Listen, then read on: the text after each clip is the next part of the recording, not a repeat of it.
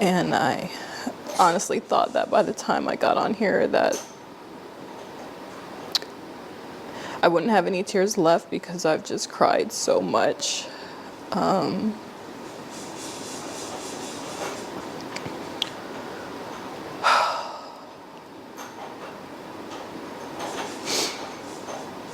It's like I built this channel and this whole brand around being this man's wife and trying to teach other women how to attract good men and provider men and all these different things. And I truly held my husband, or saw him, as the bar for what every woman should, type of man that, or type of husband that every woman should aspire to have. And I didn't realize that the person I married was actually going to be my biggest nightmare.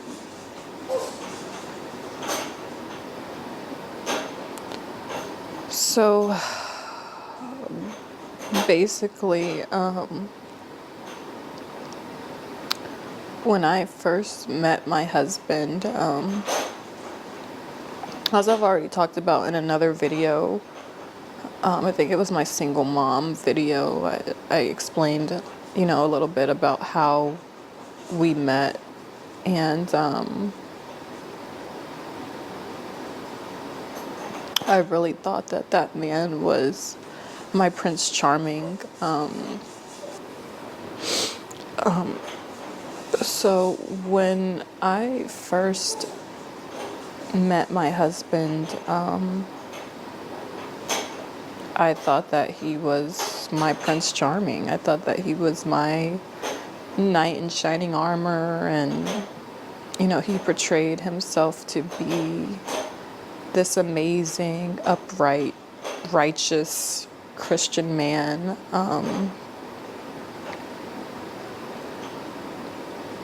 And I believed him.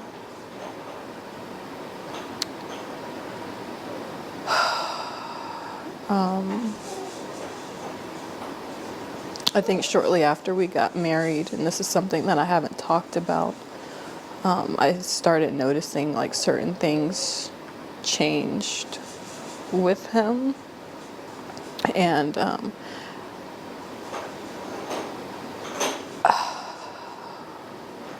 I just started to see a few things that I didn't like. But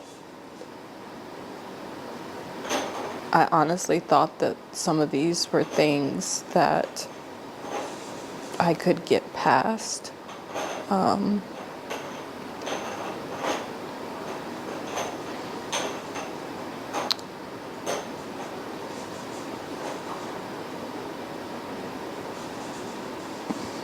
It's like sad to even say like I could get past some of these things. I don't even know where to start. 6 weeks ago, I was changing my daughter, my 4-year-old daughter, and I noticed that when I changed her, she was red and very sensitive.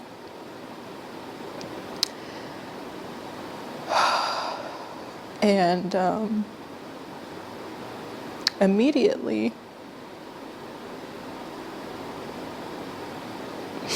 my first thought was, did someone touch her?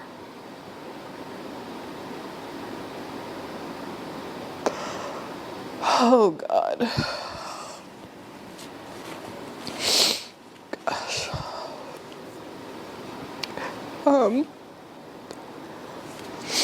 So I asked her, I said, baby, did somebody touch you?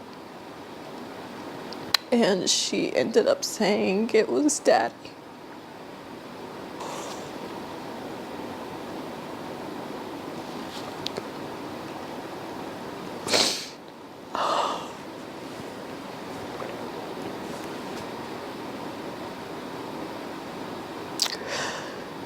I felt like my world ended on that day.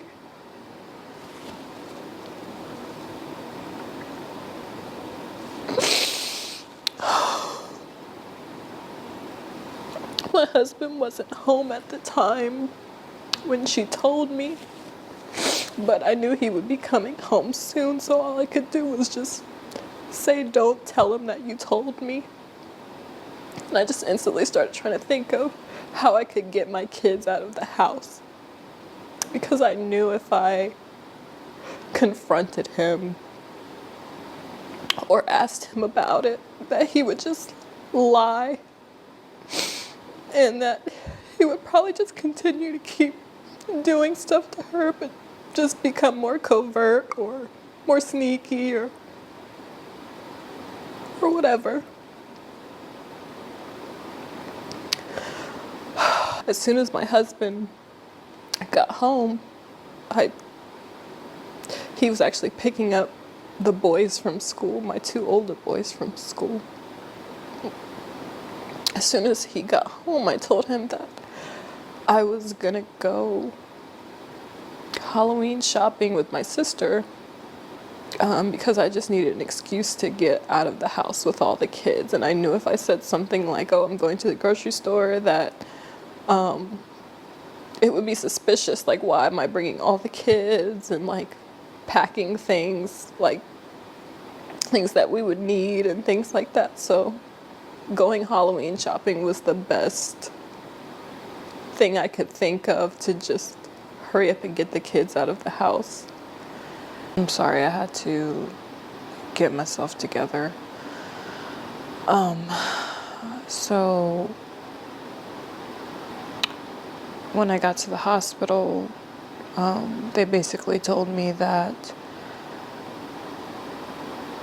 we had to go to another hospital because they didn't do physical exams, like that kind of physical exam there. So a police officer escorted the kids and I to another hospital where they were able to evaluate my daughters. It ended up coming out that he had actually been touching both of my daughters, who are only 2 and 4 years old.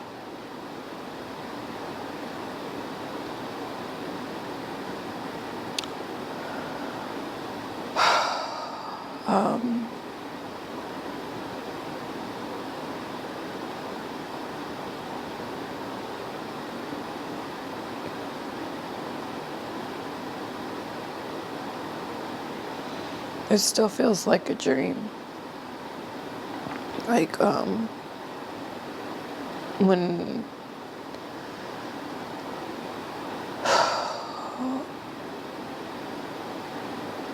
this first happened, I just kept waking up every day and just hoping that this was a dream. Because it's literally my worst nightmare. It's my worst nightmare. I myself am a product of RAPE. That's how I came to be. And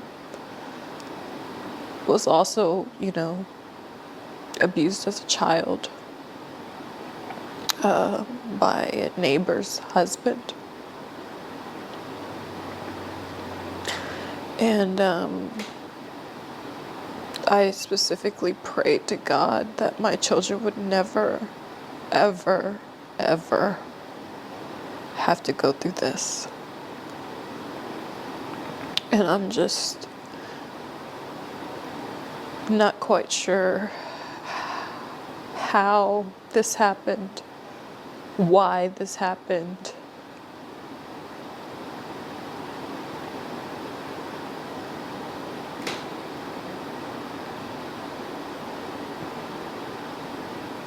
I just don't know how he was able to get away with it and so sneaky, because with my own trauma, I watch my kids like a hawk.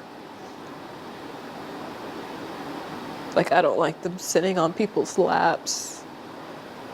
None of that. And he knows how much I cannot stand men like him. And to think like I couldn't even go to sleep in my own house and know that my children are safe.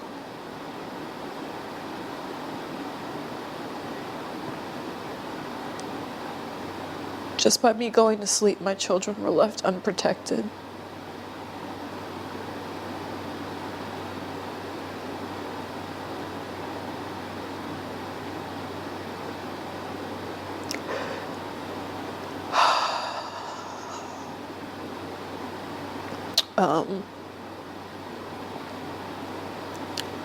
So I don't know what the future of this channel is going to be.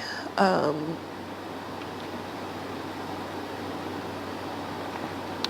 don't know if I'm going to change the name or what.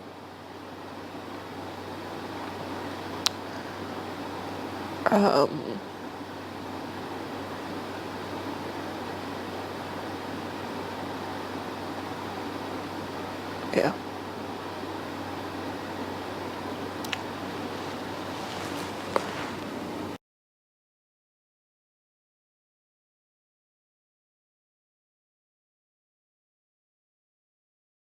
What type of perverted person are you? I want to know right now. You are a monster. You're a child. God preaches forgiveness, man. Yeah, I'm gonna preach forgiveness when I put my hands around your throat, you stupid mother. I understand your pissed, man. No, you don't get you dumb. When parents learned their 13-year-old son had been having explicit conversations with a female on his phone, a brief intervention soon escalates into a disturbing investigation that horrifies everyone. As officers investigate the case, a series of shocking testimonies emerge, exposing this horrifying act that managed to remain hidden for so long. Well, his childhood is already gone, you know what I mean? Like, he's 13. It was after 11 p.m. on March 21, 2018, when 27-year-old Brittany Zamora called John, the father of a 13-year-old boy who just made a horrifying discovery on his son's phone. John speaks on 2 occasions that are a part of police records. From the instant the call begins, one of the speakers is emotionally volatile. The following footage has mostly never been seen before. Yes. What type of perverted person are you? I want to know right now. You are a monster. You're a child. Do you understand me? No. Why do you say that? Oh, see, I'm a lot smarter than you. I'm so much smarter than you. You do not understand how much smarter than you I am. I got you. I want you to know that now. I got you. Do me a favor. Do not call this number back again. The next time you'll hear from me will be in court. I am coming for you. Okay. Yeah, you have a wonderful evening, okay, you stupid. Can you explain to me? Can we meet, to talk about this? Is there something we can settle out, outside? Oh yeah, that's what we can do. So I can give you a chance to do it to some other kid. Yeah, that's exactly what we're gonna do. No, Ms. Zamora, do me a favor. Do not call me back again. Do you understand me? Make sure you tell your husband what's going on. He is right here. Can he talk to you? Oh yeah, put your husband on the phone. I'm more than happy to talk to that dumb mother too. Earlier that afternoon, Maria found some questionable messages on her stepson's phone through a tracking app. When she noticed the name of the person on those messages, she was horrified to discover it was none other than her son's 6th grade teacher, Brittany Zamora. Alarmed, she immediately informed her husband John. When John confronts Brittany, her husband Daniel rushes to her defense, utterly unaware of the devastating truth that lies beneath the surface. Hey, man. Hey, don't say hey man to me. You got a monster. If I was you, you stupid mother, I'd leave her. Man, listen. No, listen to me, you stupid mother. I'll cave your stupid head in. Do you want to? I'd love to put my hands on you. You're a stupid mother. You know that? You dumb mother. You dumb mother. Man, think about, God preaches forgiveness, man. And Yeah, I'm gonna preach forgiveness when I put my hands around your throat, you stupid mother. I understand you're pissed, man. No, you don't get shit, you dumb. Listen to me. I am not gonna settle outside of court. There's not enough money you could possibly offer me to settle this. Get that through your head. Your woman is a monster. And you want me to tell you the whole story? She had another 13-year-old in there watching the whole thing. She's a monster. Soon Daniel is going to face a rude shock, one that will impact not only him, but the entire community. So, man, look, this whole situation is crazy. I've never heard of anything like this in my entire life, and I'm sure as a parent, you gotta be livid, pissed, downright hurt. Stab this mother. You trust the system. You trust the system, and man, honestly, this sucks as a husband. As a husband, I am distraught, let down. I understand, and I'm sure as a husband, you know how this would do to you. Well, dude, see, the thing is, I don't get what the monster. I know, God, it's the worst for me. I'm pretty much throwing up. She's confided in me and told me just now all the truth, and it's man, I'm shaking. I mean, Well, explain to me what she's told you. as a man, I can't really. No, I want to know. You said she confided in you. Let me know what she told you so I can tell you she told you everything. Let me know if she told you everything. Grab some nuts and talk to me like a man. What the did she tell you she did to a 13-year-old boy? It's to be honest, it's more of just the messaging and. Oh, so she didn't tell you everything then. Oh, man.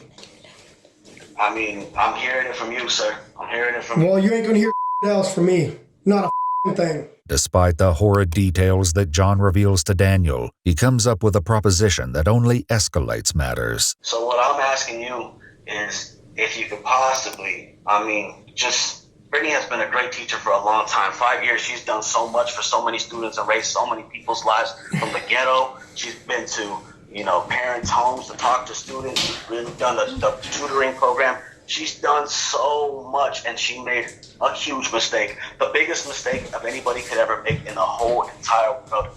But she got invested in a very, very, very bright, smart, and great student, honestly, and a great person, and probably comes from y'all, honestly. And I get you. I get it, man. You probably don't even want to hear my voice, and I wouldn't want to hear my voice either. I'd like to hear your voice when I got my hands around your throat. Your wife decided to be a monster and prey on a child. She scarred my son mentally. Do you understand what a 13-year-old boy did? Do you get that at all? What Daniel Zamora does not know yet is that earlier that afternoon, the boy confessed to his parents that not only had he and his teacher been exchanging explicit text messages, but Brittany had been sexually assaulting him on more than one occasion. However, this appalling information still doesn't reveal the full extent of this devastating ordeal. What would you say happened? So I know. As a husband, man, I want to know this. Bro, let me just tell you something. I'm not going to go any further because I need to make sure that you guys understand one thing, is that the lawyers will tell you everything that happened. But I'm trying to warn you, my man. What I'm trying to warn you, my man, is you don't get yourself involved, brother. Don't do that. Man, that's not what a real man would do. Well, then look, I'm just going to tell you right now. This is the last thing I'm going to tell you before I hang up on you. Don't waste your time calling me back right now.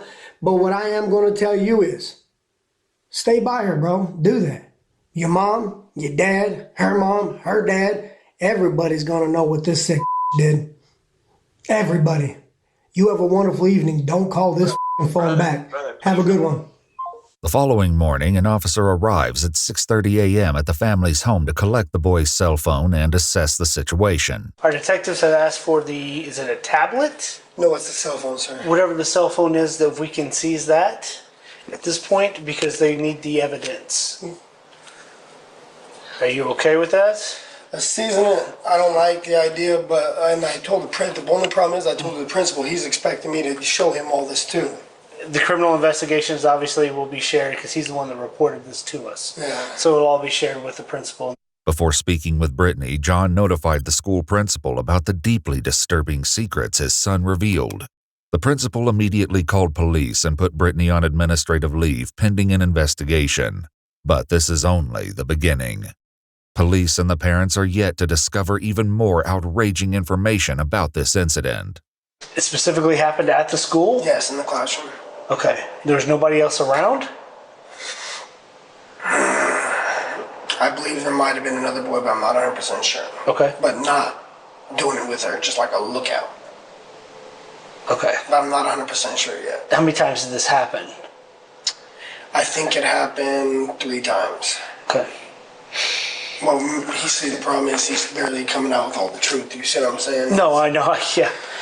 He's 13. I mean, Yeah. he's probably He's scared us right now. The testimony of this other boy who witnessed the crime will soon reveal chilling details that will leave the investigators stunned. As the officer asks more questions, John elaborates on the complaint he registered with the police department after receiving harassing calls from Brittany and Daniel, who pleaded with him not to make an official complaint about the incident. She called you several times, and you Yes. called them about harassment, correct? Yeah, but the thing is, she called that phone. She called from a Well, we restricted got number. two missed calls from a restricted number to Okay. that phone, and another call that was when we called it back. It was a Circle K, Okay. but when we said hello, hello, nobody responded. So that was on his phone. Okay. Then a few hours later, we got a call from unknown number, and we didn't know if it was one of you guys or what. So he answered. It wasn't an unknown. It was a phone number, like you can visually see the phone number. Okay. According to the police report, during the phone calls, the Zamoras repeatedly suggested they meet up and settle this matter outside. This is sickening, dude. Well, the thing is, it's just like what I don't understand is like how big of a weirdo do you have to be to protect somebody like this? No, I makes get it. no sense. It's just nasty, man. This is, yeah, like you said, you see these on national news all the time. And I say that's what I'm trying to keep out. Later that morning, 2 new officers meet with the parents and the principal, Timothy Dickey, at the school. As Maria begins by informing the officer about the discovery she made on her stepson's phone, none of them are aware of the horrifying revelations that are still to come. So I'm reading through the conversations, and I've done this before with other conversations of his as well. But this time I saw at the bottom that it had Mrs. Zamora Instagram profile. Okay. That's her name. And then what confirmed it is her first name was used in the conversation where either he wrote it or she wrote it. Okay.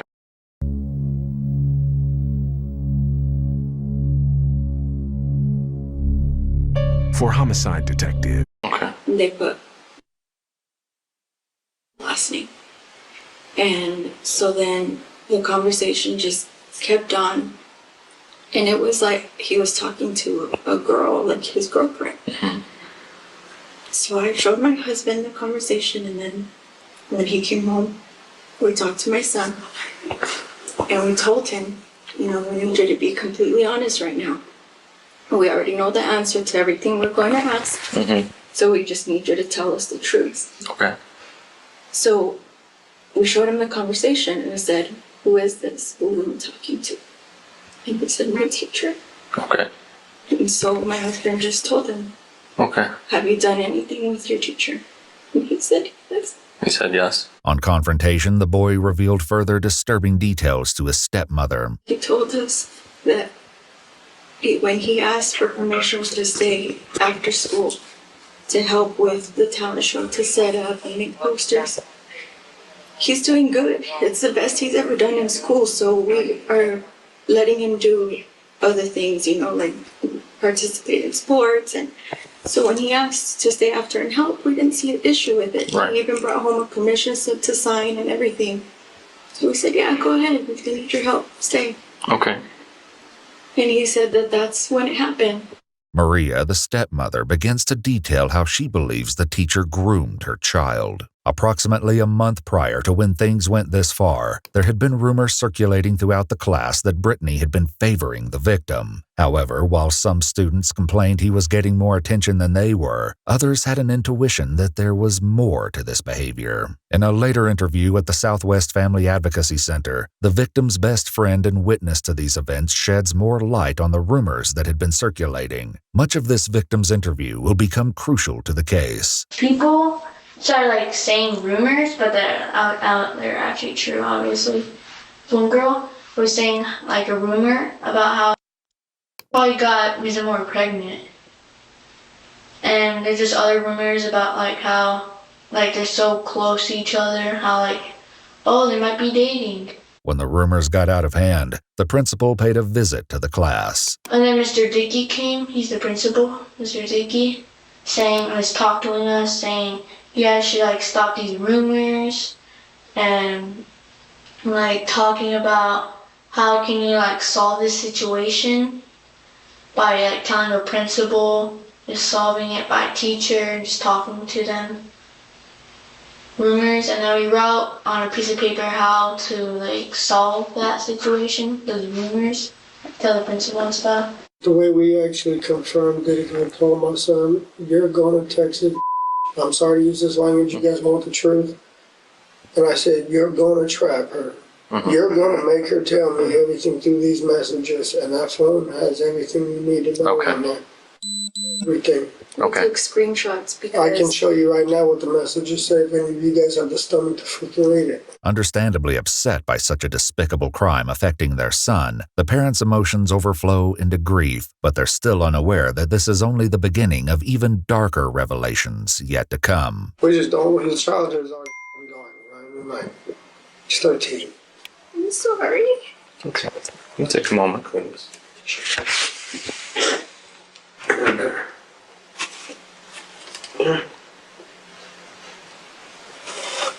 When Brittany heard about the interviews the principal conducted, she reportedly came into his office frantic and crying, telling the principal that the only thing she cared about were her husband and her career. While Principal Dickey asked the victim to stop spending recess time with Brittany, he tried to look for more evidence at school. Is there any documented history between Brittany and the student? The following day, after the completion of this interview, Principal Dickey called the officers again to report that the substitute teacher appointed for Brittany's class had discovered some notes in a cupboard that Brittany and the victim had written to each other. With more distressing details revealed in these notes, police execute a search warrant issued on Brittany's house and vehicle. During this search, Daniel once again tries to defend his wife. You guys have no kids, right? No, sir. I wish now. Now I really do. Why do you wish you had kids now? Also, I can have, stuff. I don't know all of what's going to happen right here, so just have a little more pieces of her. Brittany has been an awesome teacher for a long time. One teacher every year. Really? Straight A student, all through high school, college, a bachelor's degree, and her master's. When did she earn that teacher of the year? 2 years ago, I believe, at Littleton Elementary. Yeah, she's impressive. She's been doing so many good things for so long. For the students in the school, she's been really invested. And that's how they contribute to some of this. She's really been invested all in her career. With several statements pointing in Brittany's direction, police now turn to the victim and the witness to record the unsettling details they're about to share. After seeking consent from the parents, officials begin to interview the victim. I was texting my teacher on Classcraft because she made an announcement to the class that she was going to be at school, and for us to text her because she'll be bored. So she said to text her so she wouldn't be bored. And I said, "Hi, Miss Moore," and then she texted back, "Hi," and then we just started texting. I can't remember all we texted, but then she was like, "Would it be weird if I sent you a winky face?" I was like, "No, it's just a winky face, LOL." And then we kept texting, and I don't remember all we texted, but I was in my room, and she said, she's like, "I was bored." She said, "I'm bored." I said, "LOL, I am too." And then she said, "Come over," and I said, "On my way." And put the car in. I was like, "JK." And then we were talking about a school dance, and she said, "Are you gonna come?" And I was like, "I don't think so, I might though." And she was like, "Oh, Salty Bae," and she called herself Bae. And I was like, and I just brushed it off. I was like, "LOL." Yeah, we would flirt a lot. And we would be at recess, and I would talk to her, and we would flirt at recess. And then, our principal said that we couldn't do that. We couldn't talk at recess no more, that I needed to go hang out because other kids are getting jealous that I was talking to her and not them. And so I stopped talking to her at recess. And then I would just keep texting. I would text her. When does the flirting begin? The first time she flirted with me was a time where she said, "Well, would it be weird if you sent a winky face?" And she's like, "Come over." tell her school and everything. That's the first time she ever flirted with me. Do you remember if that happened before Christmas or after Christmas or something else? I just think it was before because she said that it would suck for Christmas break because she wouldn't be able to see me. So it was before, definitely. The victim continues to describe how things escalated from there when he snuck out from his grandparents' home to meet with Brittany one night, and it was far more disturbing than anyone ever predicted. Hey, it's Laura.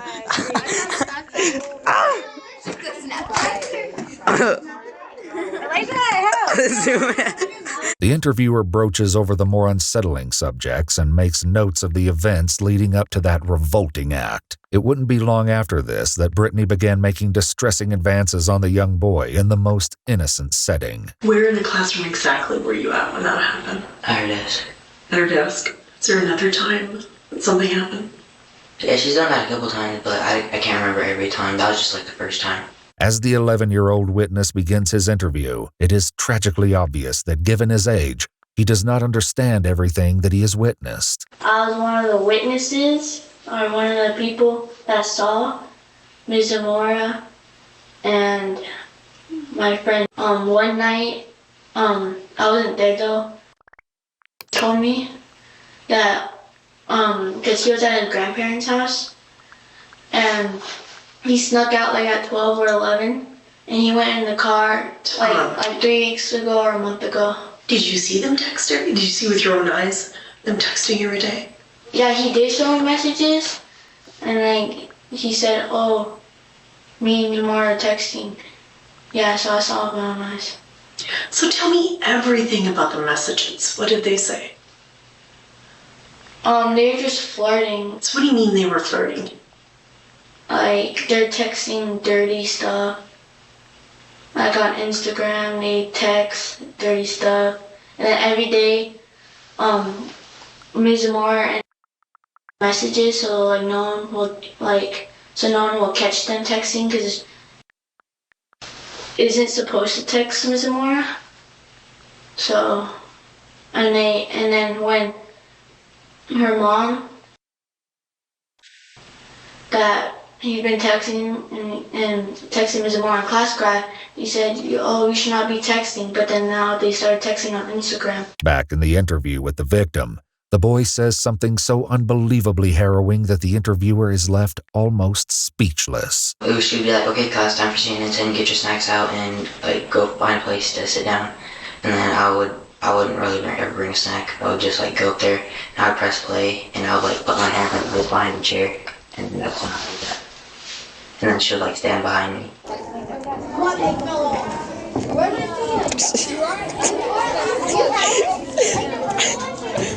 The witness elaborates further that Brittany often organized viewings of a daily news program for students called CNN 10 and the deplorable acts that really transpired during these sessions. When we're watching CNN 10, everyone watches CNN 10, and then she has a desk, and then this is a screen. Everyone looks that way.